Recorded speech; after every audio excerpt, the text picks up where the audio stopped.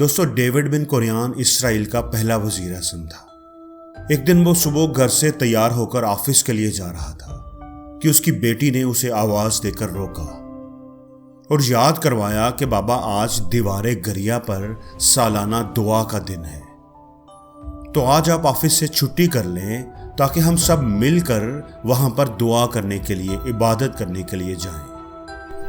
تو ڈیوڈ بن کوریان نے جواب دیا کہ بیٹا، آج میری انتہائی ضروری میٹنگز ہیں، اس لیے میرا آفس جانا بہت ضروری ہے، تو تم لوگ چلے جاؤ، میں پھر کسی وقت آ کر شام کو فارغ ہو کر وہاں پر دعا کر لوں گا، دعا میں شامل ہو جاؤں گا۔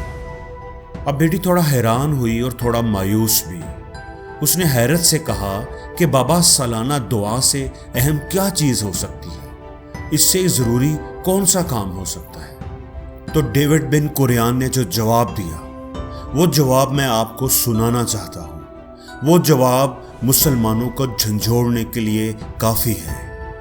وہ جواب آپ کی آنکھیں کھول دے گا، آپ کو ایک دفعہ ہلا کر رکھ دے گا۔ ڈیوڈ بن کوریان نے کہا کہ بیٹا، اگر صرف دعا سے ہی کام ہوتے تو دنیا بھر کے لاکھوں مسلمان اپنے بڑے بڑے اجتماعات میں ہر روز اسرائیل کی تباہی کی دعا کرتے ہیں، اسرائیل کی بربادی کی دعا کرتے ہیں، جبکہ ان کے اعمال اس کے برعکس ہیں۔ عمل سے یہ قوم آری ہے تو نتیجہ تمہارے سامنے ہے۔ تم اپنی آنکھوں سے دیکھ سکتی ہو کہ آج مسلمان کس حال میں ہیں، اور اسرائیل دن دگنی اور رات چگنی ترقی کر رہا ہے۔ اس لیے بیٹا، تم مجھے کام پر جانے دو، میں اپنی پوری کوشش کروں گا کہ اپنے کاموں کو جلدی نپٹا کر شام سے پہلے دعا میں شامل ہو جاؤں۔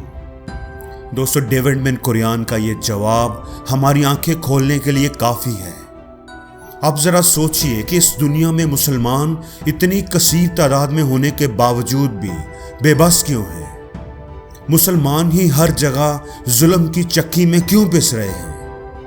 1 ارب 86 کروڑ سے زیادہ تعداد میں موجود بے عمل مسلمان، عمل سے عاری مسلمان 60 سے 70 لاکھ کی آبادی کے ملک کے آگے جھکنے پر، گھٹنے ٹیکنے پر مجبور ہیں، اس کی شرائط کے آگے بے بس ہیں۔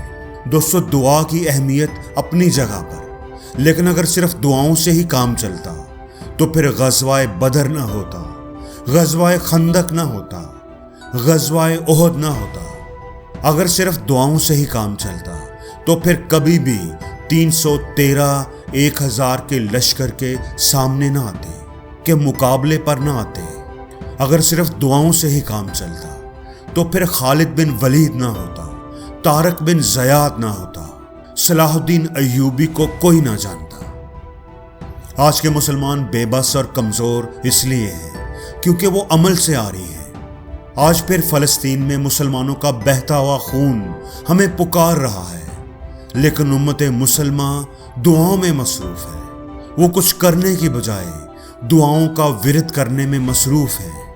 دوستو، جب تک ہم متحد ہو کر اپنی اسلامی تعلیمات پر عمل نہیں کریں گے، قرآن کو نہیں تھامیں گے، حدیث کو اپنا اوڑھنا بچھونا نہیں بنائیں گے، اپنے نبی پاک صلی اللہ علیہ وآلہ وسلم کی زندگی کو نہیں اپنائیں گے، تو پھر ہم ایسے ہی ظلم کی چکی میں پستے رہیں گے۔